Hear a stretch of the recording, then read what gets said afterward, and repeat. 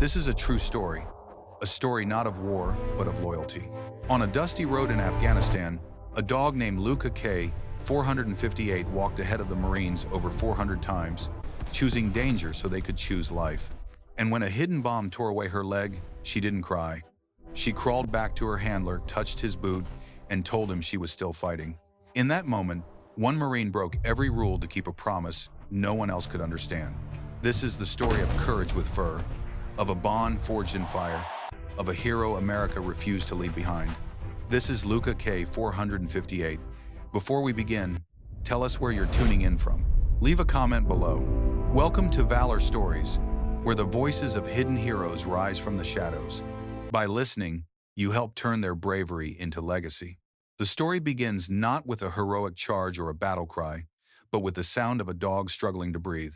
A sound recorded accidentally in the background of a frantic Marine radio transmission on a dusty field in Helmand province. The world would never hear this sound on the evening news. There were no cameras on that patrol, no journalists, no scripted speeches or polished medals. Only dust, fear, and one Marine calling for a medical evacuation that wasn't meant to include dogs. "Command, this is Viper 2-1. My dog just took the blast for us. Left front leg is gone. I am not leaving her. Send the bird now." In those few sentences, a promise echoed across the radio waves of Afghanistan, raw, desperate, and absolute. It was not a promise made that morning. It was a promise born years earlier, forged in a bond. Marine Corps manuals don't teach, but every handler eventually learns. Before she was Lucca K-458, the legendary dog whose name would one day be engraved on medals and spoken with reverence, she was simply Lucca. A young, eager German Shepherd Belgian Malinois mix, standing on a training field at Yuma Proving Ground, her ears high, eyes sharp, body tense with purpose. She wasn't the type of dog to win hearts with a wagging tail. She wasn't goofy or clumsy.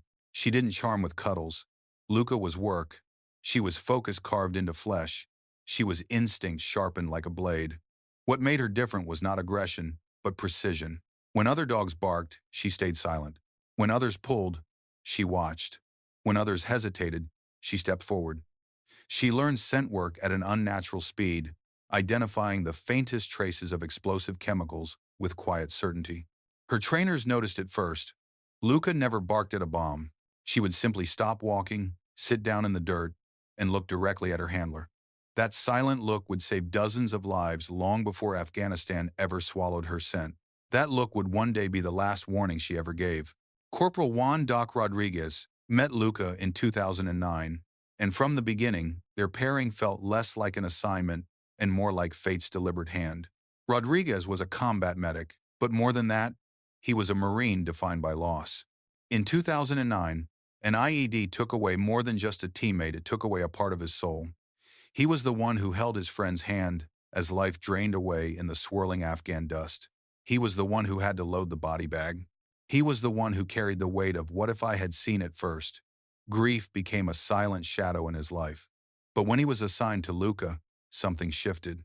On their first day together, Rodriguez knelt beside her and said softly, in Spanish, the language of his childhood, the language of comfort, "No vamos a perder a nadie más, okay? We're not losing anyone else." Lucca blinked once. A calm, deliberate blink. The kind of blink that says, "I hear you, I understand you, and I'm with you." Handlers will tell you that some dogs bond through food or play. Lucca bonded through purpose. She worked for Rodriguez. She worked with him. She listened not only to his English commands, but to his Spanish murmurs. The private language he whispered to her before every patrol. They became inseparable. Two beings, one mission, keep everyone alive. By the time their final deployment began, Lucca was 6 years old and already a legend. She had completed more than 400 patrols, located 42 IEDs and hidden weapons caches, and brought home every Marine she walked in front of. Not a single American had been injured while patrolling with her. 6 years of scanning dirt that could kill her. 6 years of walking 30 meters ahead of every man she protected. 6 years of being the first into danger so others wouldn't have to be. To Marines, Lucca wasn't just a dog. She was a guardian. A silent angel with dust in her fur and death in her nose.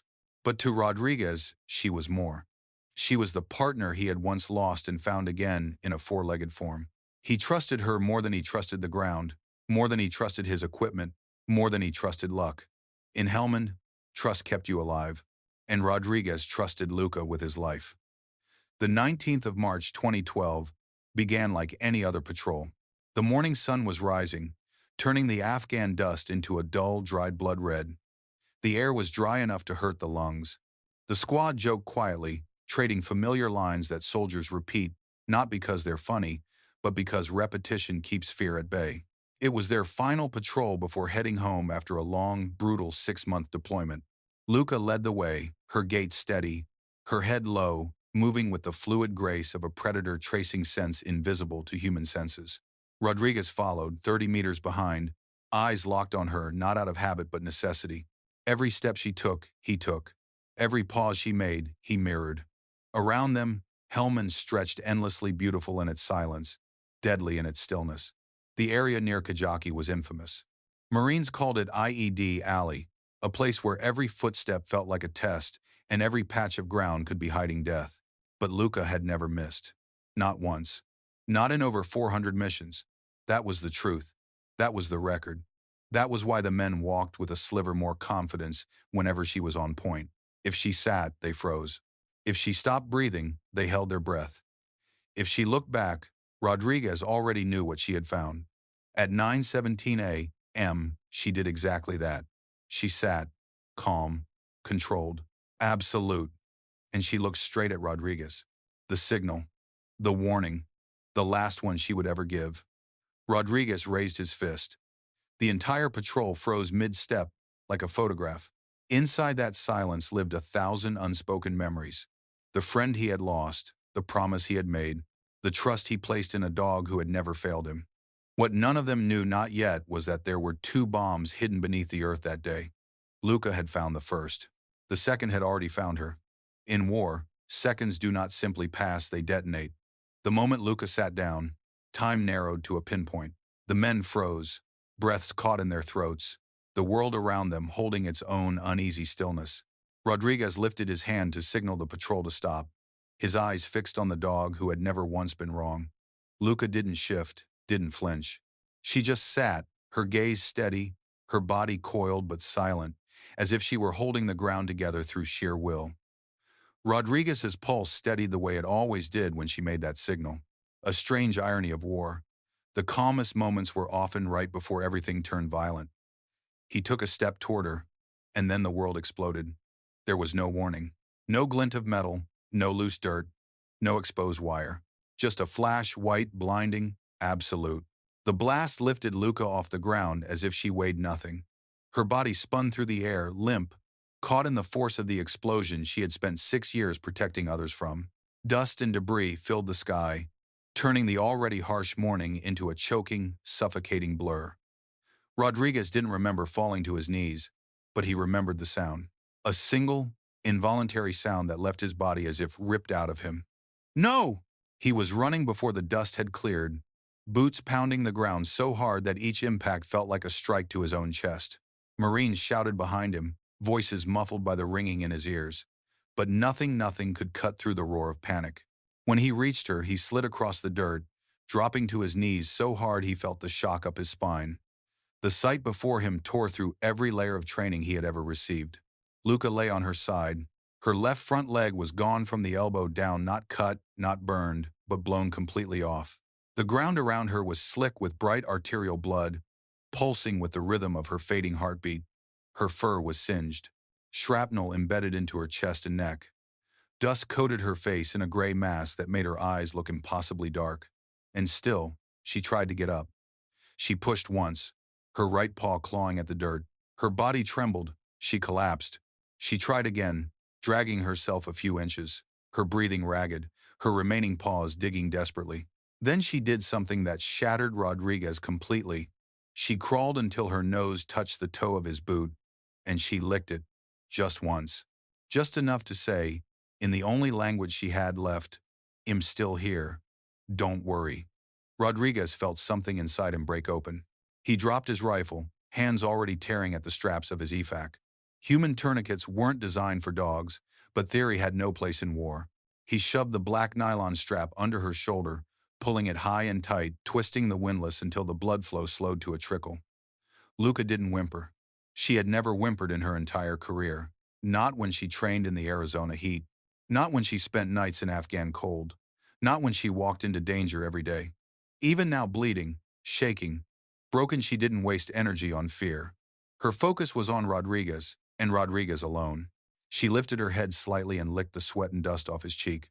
Then again, as if she knew the thing keeping him from falling apart was the belief that she still trusted him, still believed in him, still needed him. He pressed his forehead to hers. "I got you, Mama. I got you. Stay with me. Stay awake. Don't you dare leave me." He fumbled for his radio, fingers slipping from blood and dirt. "She's hit real bad. She's hit real bad," he gasped, voice cracking. "Left front leg is gone. I need a medevac for my dog. That's my partner, man. That's my partner." There was a pause, the kind that stretches far too long in combat, the kind that makes a man feel the earth tilting under him. Then command responded, a voice tight with disbelief. "Say again, Viper 2-1. You are requesting a medevac for the dog?" Rodriguez nearly screamed into the mic. "Yes, for my dog. She saved us. She found the primary. Secondary took her. She's bleeding out." He didn't wait for approval. He scooped her up. At 36 kilograms, Lucca wasn't light even on a good day. But that day, she was dead weight heavy, limp, slick with blood. The tourniquet bought her minutes, maybe less, but minutes were all Rodriguez needed. He lifted her onto his chest, her blood soaking into his uniform, and began to run. The field before him was open. No cover, no shade, no safety. Taliban snipers had a clear view of everything. But Rodriguez did not care. He ran. Every step jarred Lucca's shattered body, but she didn't cry out. Her head lolled against his shoulder, her breath warm but weakening. He whispered to her the entire time, switching between English and Spanish, the words a frantic rhythm of fear and devotion. "Hold on, baby girl. Aguantate. No te duermas. Don't fall asleep. I'm not leaving you. I promised. I promised you." The ground behind them erupted in small bursts, rounds kicking up dirt from sniper fire. Marines returned fire, forming a moving shield around the man carrying a dying dog. But still, he ran. His lungs burned, his legs trembled. He could feel her breath stuttering against his neck. "Stay with me, Lucca," he begged. "Just stay with me, please." 800 meters. 800 meters of hell. At last, the thundering beat of rotor blades cut through the chaos. A CH-53 dust-off bird descended in a storm of sand and sound, the downdraft whipping dirt into their eyes. The helicopter hit the ground hard and fast, its crew waving them forward. Rodriguez reached the landing zone, knees nearly buckling. The crew chief took one look at the dog and began to shake his head violently. No animals on medevacs," he yelled over the rotors, blocking the ramp. Rodriguez stared at him, still holding Lucca in his arms. Then something cold, absolute, marine deadly settled into his eyes. He set Lucca down gently on the dirt, reached for his M4, and leveled the barrel at the pilot's chest plate. His voice was not loud, not trembling, not pleading. It was steel. "She saved every man on this patrol. You take her, or you take both of us. Choose." The crew chief froze. The pilot froze. The bird fell silent except for the rotors. And then the pilot stepped aside. "Get her on," he said quietly. Rodriguez exhaled a broken breath and lifted her again. Lucca was going home. The helicopter roared as Rodriguez carried Lucca up the ramp, her blood smearing across his chest plate, his arms trembling not from exertion, but from fear, raw, suffocating fear. Inside the dust-off, 2 wounded Marines lay on stretchers, both missing pieces of their legs, both alive because Lucca had found the first bomb before the ground betrayed them. As Rodriguez placed her gently onto an empty stretcher between them, one of the injured Marines lifted his head, teeth clenched against the pain, and stared. "That's the dog?" he rasped. Rodriguez nodded, brushing dust from Lucca's muzzle. The Marine let out a shaky breath. "Hell, let her have my morphine if she needs it." Even broken and bleeding, Lucca's presence calmed the men she had saved. Her chest rose and fell in uneven waves. Her eyes fluttered. Her breath rattled softly, a sound that sliced through Rodriguez. He knelt beside her as the helicopter lifted off the ground, dust swirling outside the open door. "We're going home, Mama," he whispered against her ear. "You hear me? We're going home?" The flight to Camp Leatherneck was short but felt endless. Rodriguez had seen countless casualties, human and canine, during his deployments. He knew the signs of fading life, knew when bodies began to let go, knew the quiet dread of watching someone slip beyond reach. But Lucca wasn't slipping. Not yet. Despite the missing leg, the shrapnel buried under her skin, the severe blood loss, something inside her refused to surrender. Each time her breathing faltered, she forced it back into rhythm. Each time her eyes drooped, she fought to lift them again. Each time Rodriguez said her name, her ears twitched in response. She was hurt, but she was not done. Not while he was here. Not while his voice anchored her to the world. When they landed, medics rushed forward. At first they hesitated, treating dogs wasn't standard protocol. But when they saw the way Rodriguez hovered protectively, the way the wounded Marines nodded toward her in silent respect, they understood. This wasn't just a dog. This was Lucca K-458. She had earned her place on that stretcher. Inside the field hospital, every minute felt like a battle. Rodriguez stood just outside the surgical bay, his hands shaking, dust streaked across his uniform, Lucca's blood drying in dark patches on his gloves. Through the small window he saw them working, shaving her fur, flushing the wound, cutting away the jagged remnants of bone. The surgeon on duty, a calm, steady Navy vet with silver hair, looked up at him only once. "We can save her," he said simply.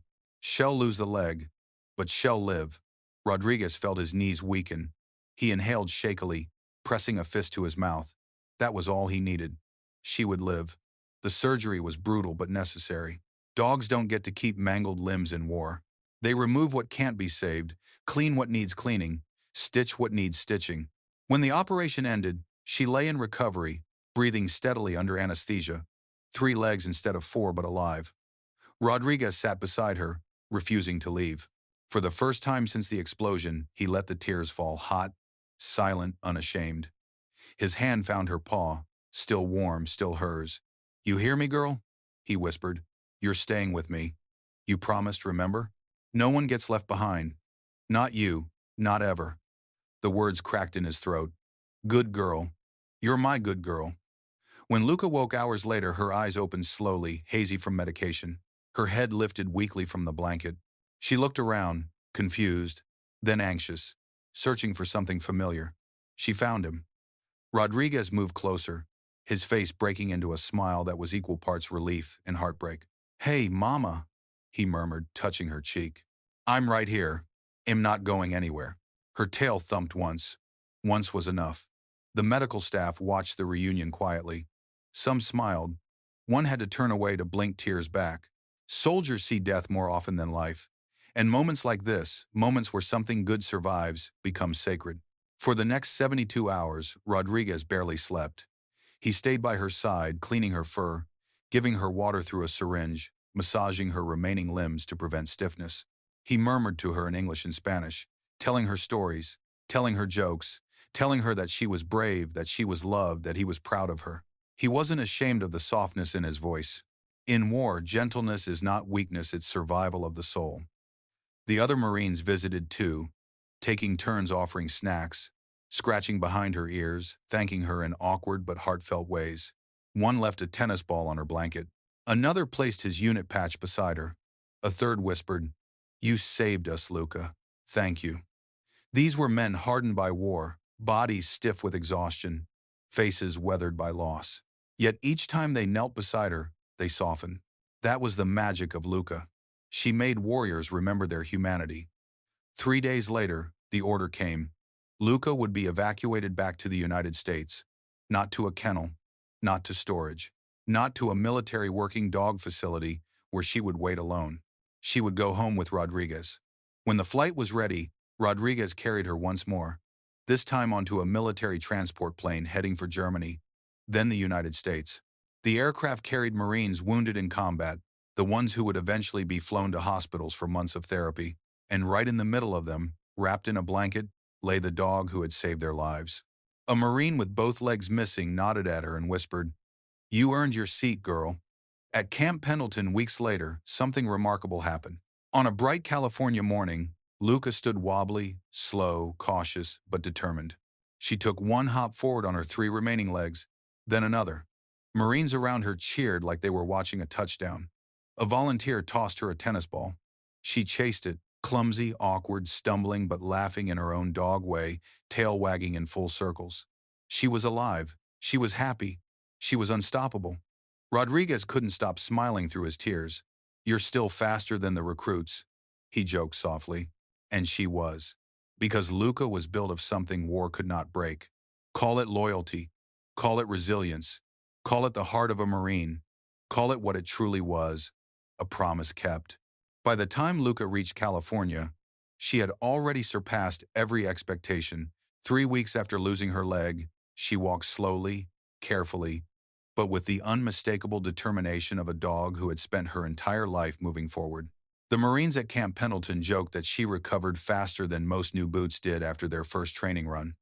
But beneath the jokes lived something more profound: admiration, respect, gratitude. Lucca had done what no machine, no technology, no training manual could. She had walked into danger over 400 times, sniffed out 42 deadly traps, and had protected every Marine who trusted her to lead them.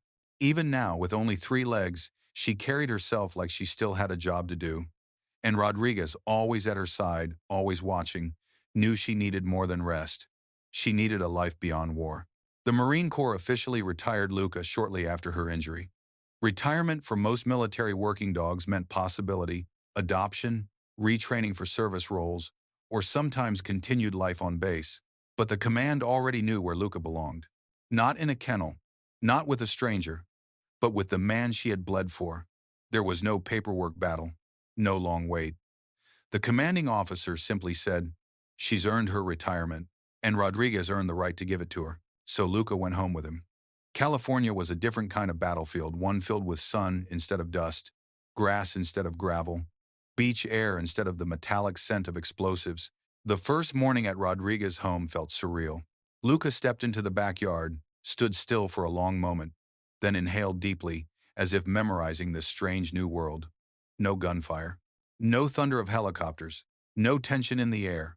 No weight on her shoulders.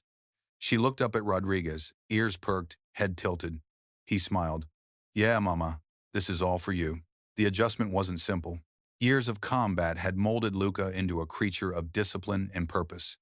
She would wake early, trot toward the door as if expecting a patrol, then pause, confused.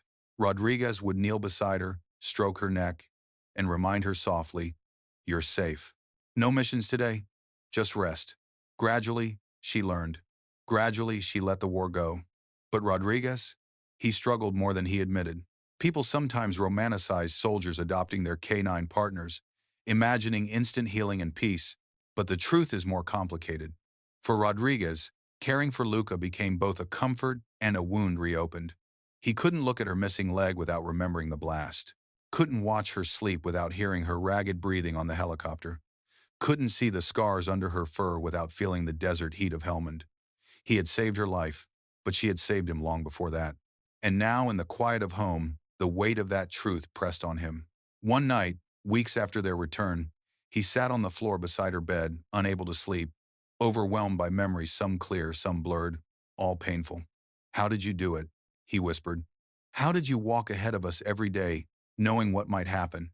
How did you stay so brave?" Lucca lifted her head, nudged his chest gently, and laid it back down on his lap. She didn't know how to answer. She didn't need to. Her answer was in the way she had always walked: first into danger, first into sacrifice, first into trust. It was her nature, her mission, her promise. And Rodriguez realized something then, something that hit him harder than any blast. Lucca wasn't just following orders. She had chosen them, chosen him, every day, every step. Her retirement quickly turned into a celebration of her life and service. The military community, veterans organizations, and even foreign allies reached out to honor her. Stories of her heroism appeared in newspapers. Children sent her drawings. Veterans wrote letters saying she inspired them. But most meaningful of all were the visits she began to receive from Marines she had once walked in front of in Afghanistan. They would knock on the door awkwardly, unsure of what to say. Rodriguez always welcomed them in, Some came with a limp, some with prosthetic legs, some with scars that ran deeper than skin. Almost all cried when they saw her. She would hobble toward them, tail wagging, and lie at their feet, offering the comfort she had always provided. One Marine, big, broad-shouldered, tough as nails, burst into tears the moment she looked at him. "I'm only alive because of her," he choked out. "You know that, right? She found the IED that was meant for me." Rodriguez put a hand on his shoulder. He didn't need to say anything. They knew. All of them knew. Lucca had saved lives, real ones, dozens of them, and no medal could ever truly measure that. Then came the day that would mark her in history, the Dickon Medal ceremony in London, 2016. Often called the animal Victoria Cross, it is the highest honor any service animal can receive in the United Kingdom. It is awarded sparingly only to those who demonstrate gallantry of the highest order. Lucca was the first American dog to receive it. When the ceremony began, with a crowd gathered among the brick walls and green lawns of Britain's oldest animal charity, Lucca walked forward on 3 legs, steady as always. Rodriguez walked beside her in dress uniform. He didn't look at the cameras. He didn't look at the crowd. He looked only at her. The presenter placed the medal gently around her neck. Applause rose like a wave. Veterans wiped their eyes. Photographers captured moment after moment. But none of them saw what Rodriguez saw. A flicker of pride in Lucca's eyes, a spark of recognition, an understanding that she was being honored, not as a dog but as a soldier. She stood taller, just a little, as if reminding the world she had once walked point for Marines in Helmand, and would have kept doing it until her last breath. After the ceremony, Rodriguez knelt beside her, stroked her cheek and whispered, "Semper Fi, baby girl, always faithful. You lived it better than any of us." Lucca leaned into him, her tail thumping softly against the ground. And for a moment, time felt still. A Marine and his partner, bound by a promise stronger than war. Years passed. Lucca played in the backyard, chased tennis balls, lounged on soft grass under warm sunlight. She learned to swim again, learned to run again, learned to live again. Her 3 legs never limited her joy. If anything, they magnified it, because she no longer lived for the mission. She lived for the moments, for the love she finally had the chance to feel. And every night, Rodriguez would stroke her fur and whisper the same soft vow, "I'm here, mama. I'm not leaving you. No one gets left behind." It was a promise he had kept, a promise he would keep until her final day. Below is part 5 to 1,000 words, the final chapter. Written with full respect to the real history of Lucca K-458, emotional, dignified, and 100% nonfiction. When finished, I can compile all 5 parts into a single document if you wish. The years after Lucca's retirement passed more gently than the ones that came before. California sunlight replaced Afghan dust. Tennis balls replaced IEDs, and the soft glow of home gradually washed away the harsh edges of war carved into her body and bones. But time, relentless and impartial, eventually comes for even the bravest among us. By 2018, Lucca was 14 old for a working dog, older still for one who had survived combat. Her black and tan coat had turned silver around the muzzle. Her steps slowed, her breaths became heavier, yet she never lost the spark that defined her. The quiet determination, the loyalty that never dimmed, the presence that filled every room she walked into. Rodriguez watched her carefully each day, noticing small changes, the hesitation before she stood, the longer naps, the deeper sighs. He wasn't ready. How could he be? This was the dog who had once led a platoon of Marines through hell. This was the partner who had taken the blast meant for them. This was the life he had sworn to protect with every beat of his heart. But the body has limits, even when the spirit doesn't. It happened quietly, as most endings do. One warm California afternoon, Lucca wandered into the backyard, limping gently on her 3 legs, and lay down in her favorite patch of grass beneath a small orange tree that Rodriguez had planted the year she came home. The sunlight filtered through the leaves, painting soft gold across her fur. The breeze carried the scent of earth and citrus. Birds sang overhead. It was peaceful, too peaceful. Rodriguez noticed the stillness first. He stepped outside, calling softly, "Lucca, hey mama, you okay?" She lifted her head at the sound of his voice. Her eyes were tired, but they softened when they met his. She thumped her tail once, slow but deliberate. He knelt beside her, placing a hand on her cheek. "You want to stay out here?" he murmured. She looked at him, and in her gaze was something he recognized instantly.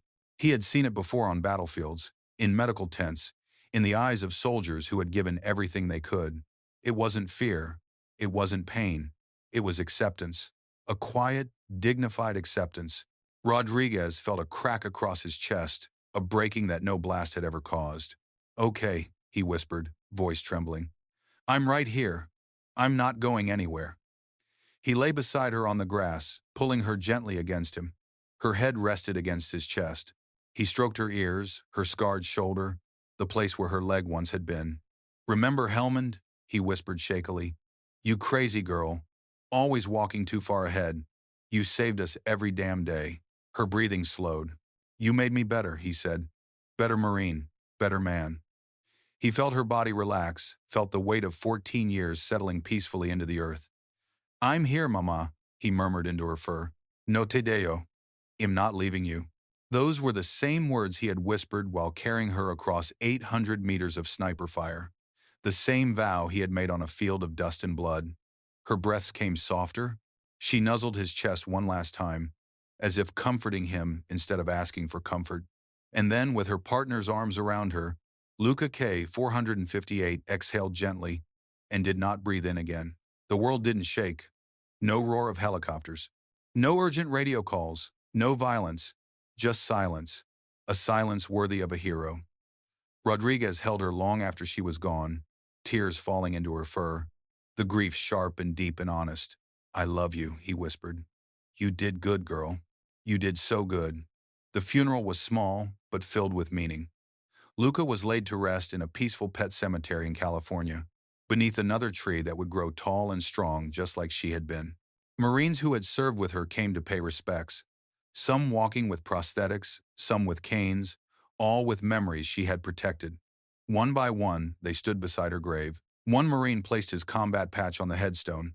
Another left his challenge coin. Another knelt with both hands shaking and whispered, "Thank you." Rodriguez was the last to step forward. In his hands was the Dickin Medal Bronze, heavy, engraved with her name, the highest award for animal valor in the world, the same medal she had worn proudly in London just 2 years earlier. He crouched and placed it gently on her grave. "This belongs with you," he said softly. He pressed his palm to the cool stone. "You took every step ahead of us, every danger, every risk. You never failed a single Marine." His eyes filled again, voice cracking. "And I didn't fail you. I kept my promise. You never walked alone." He placed a small American flag beside the medal, the flag of the country she had served faithfully, though she never swore an oath. Then he stood at attention, and for the first time in his life, Rodriguez saluted a dog. A full, proper salute, spine straight, chin lifted, hands sharp. She deserved nothing less. Time passed, but her memory stayed carved into him. Not as a wound, but as a light. When Rodriguez spoke of her later in interviews, his voice always softened. "She wasn't just a dog," he would say. "She was my partner, my protector, my family." Veterans would nod. They understood. Military working dogs are not tools, not equipment. They are Marines in every way except uniform. Lucca proved it. She survived 2 wars, led hundreds of missions, saved countless lives, gave everything she had until the very end. And most importantly, she kept the oldest promise in the Marine Corps. No one gets left behind, not on patrol, not under fire, and not when it mattered most. Rodriguez kept his promise too. He carried her to safety. He fought for her. He brought her home.